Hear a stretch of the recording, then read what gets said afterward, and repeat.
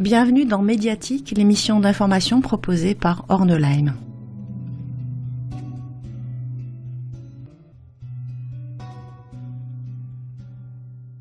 Cette semaine, nous diffusons la deuxième partie de l'interview du Dr Raouf Ghozi, président de la Fédération française contre les maladies vectorielles à tiques. On parle du SPPT, le syndrome polymorphe persistant, après possible piqûre de tique. Donc officiellement, les personnes qui se plaignaient d'avoir une persistance de ce genre de symptômes après avoir eu un traitement sur une maladie de Lyme, en fait, donc on pensait qu'il s'agissait essentiellement de séquelles. C'est ça, ou de séquelles, ou de manifestations auto-immunes qui, dans un certain temps, étaient censées se résoudre.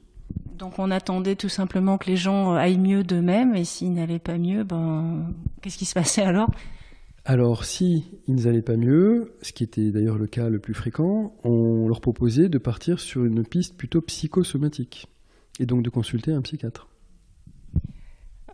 Pour terminer là-dessus, donc vous avez été amené à travailler avec ces personnes qui ont des opinions contraires aux vôtres, au sein du groupe de travail de la HAS.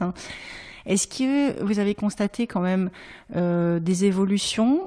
Est-ce que certaines personnes qui ont travaillé régulièrement aux réunions et qui représentaient la SPILF ou bien le CNR Borrelia ont évolué dans leur façon d'appréhender le problème ? Alors, on avait l'impression qu'effectivement, à un moment donné, il y avait un tournant plutôt positif, mais qui ne s'est pas concrétisé en fait sur la fin, sur les dernières réunions, et notamment sur la dernière réunion qui a eu lieu le 8 mars 2018. Par contre, je dirais quand même que malgré tout, au sein des médecins hospitaliers, qu'ils soient internistes ou infectiologues, en France, on a l'impression quand même qu'il y a déjà un peu plus d'interrogations sur ces tableaux qui ne rentrent pas dans les cases traditionnelles. De toute façon, donc les nouvelles recommandations de la HAS maintenant ont été proposées à l'ensemble des médecins du territoire comme une base en fait pour la prise en charge de la maladie de Lyme. Donc en dehors de la reconnaissance de l'existence du SPPT, y a-t-il d'autres avancées, par exemple justement par rapport à la prise en charge de ce SPPT, donc syndrome persistant après possible piqûre de tique ?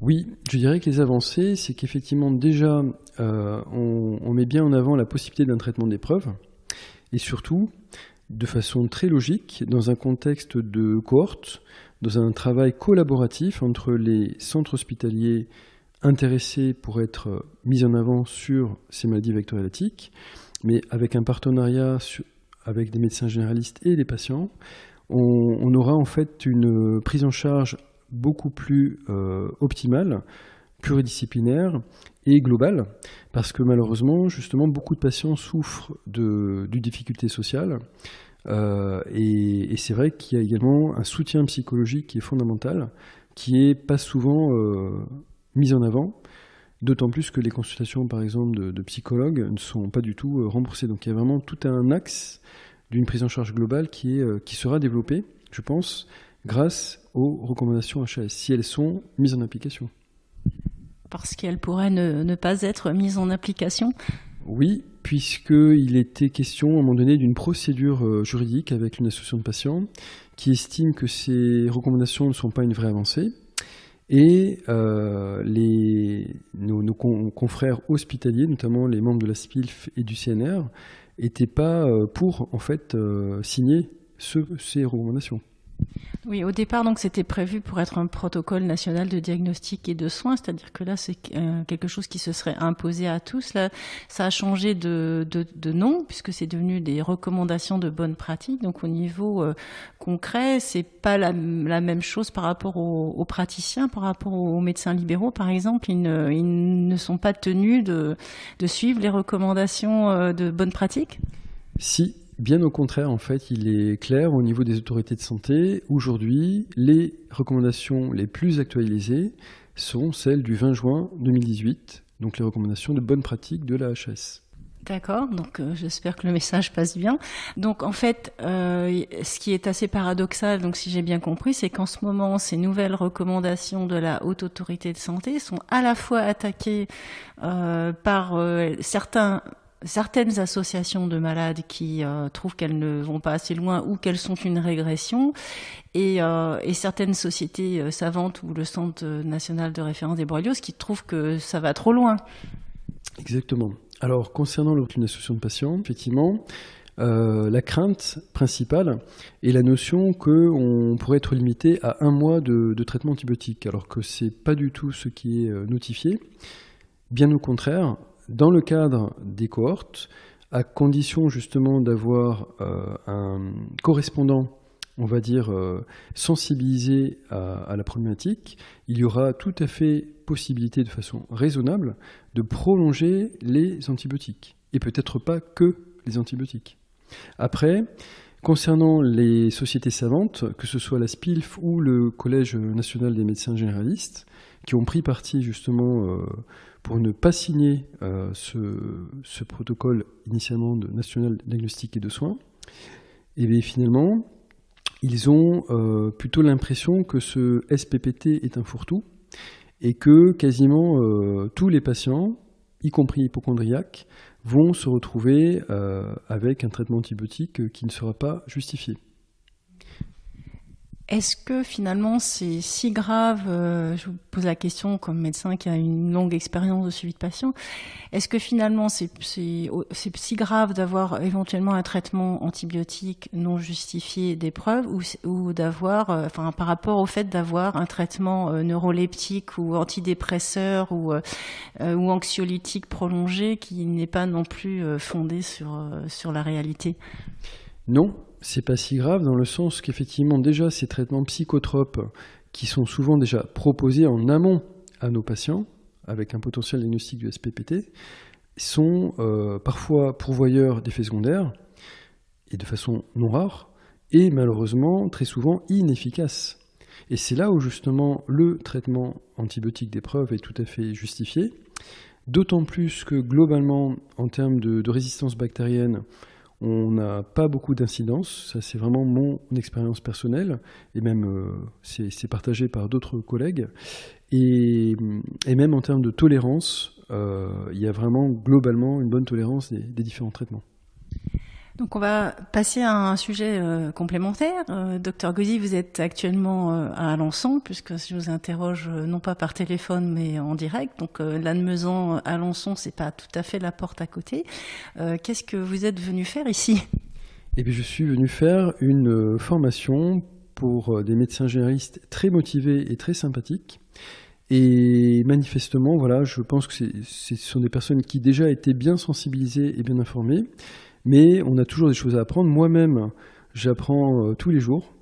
Et je pense que c'est très, très enrichissant que cette journée-là, et qui va d'ailleurs se prolonger demain, est vraiment très riche, à la fois du point de vue humain, mais également au niveau pédagogique. Est-ce que vous avez connaissance d'autres départements en France où on est... des formations comme ça approfondies sur la maladie de Lyme et les maladies attiques qui soient organisées par le Conseil de l'ordre des médecins du département? Non, malheureusement, à ma connaissance, ce n'est pas le cas. Vous êtes peut-être un site unique, en sachant que certains ordres des médecins, notamment celui de d'Auch, avaient plus ou moins quand même manifesté une motivation de formation des médecins de façon générale, mais c'était pas forcément de façon intensive, c'était plus à titre vraiment informatif global, sans forcément avoir vraiment une velléité de partir sur une prise en charge beaucoup plus active de ces patients. Par rapport justement aux échanges que vous avez pu avoir aujourd'hui avec les médecins qui ont suivi cette première journée de formation, est-ce que vous êtes, quelle est votre impression par rapport à justement la motivation de nos médecins dans l'Orne sur ces maladies attiques? Alors ils sont toujours très motivés et une des raisons qui les motive toujours, et encore, c'est que justement ils ont constaté des bons résultats. Alors, régulièrement, on nous allègue la notion d'effet placebo par rapport à tous ces traitements, quels qu'ils soient. Mais c'est également mon expérience. Peut-être que ce phénomène d'effet placebo est en partie une des explications, Mais il est clair que quand on voit tous les résultats encourageants, et c'est ce qui est le cas pour mes collègues d'ici, c'est que ça donne vraiment envie de poursuivre sur ce chemin.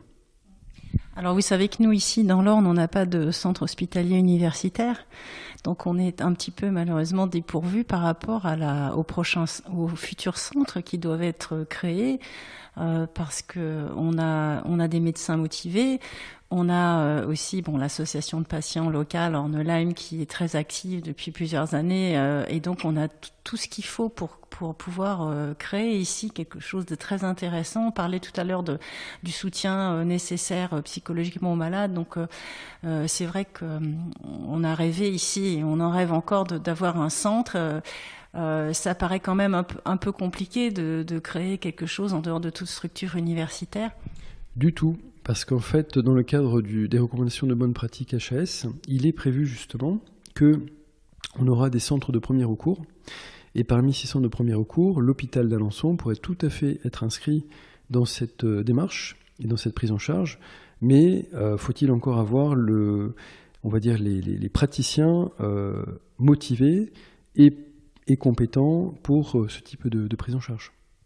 En tous les cas, moi, ce que je tiens à souligner, c'est que je n'ai vraiment aucun regret sur les prises en charge que j'ai pu faire jusqu'à présent. J'ai beaucoup apprécié l'écoute que la Haute Autorité de Santé a pu avoir au cours de tout du travail qu'on a pu faire lors de toutes ces réunions sur le site de l'HAS.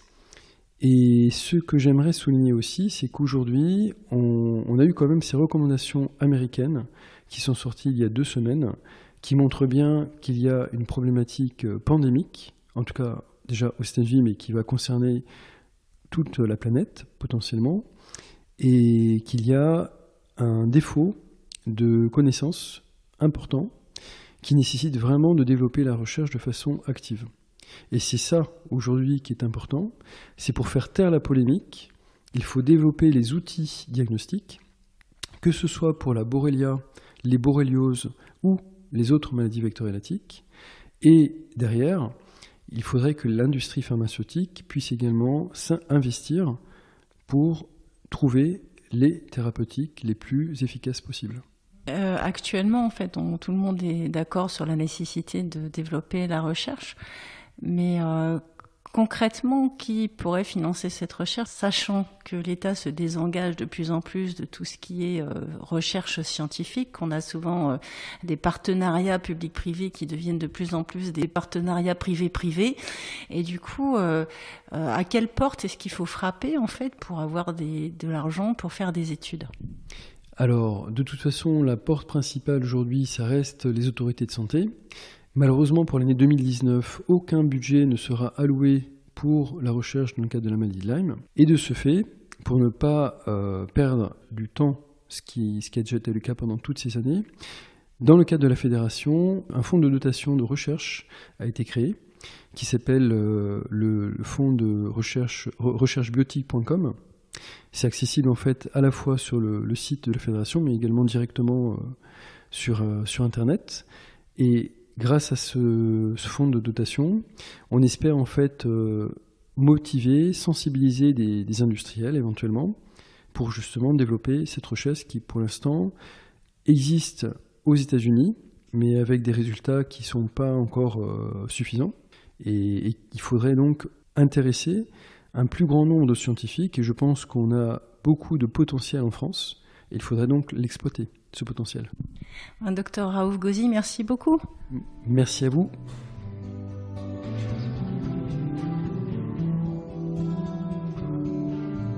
Ainsi s'achève l'interview du docteur Raouf Gauzy, président de la Fédération française contre les maladies vectorielles à tiques.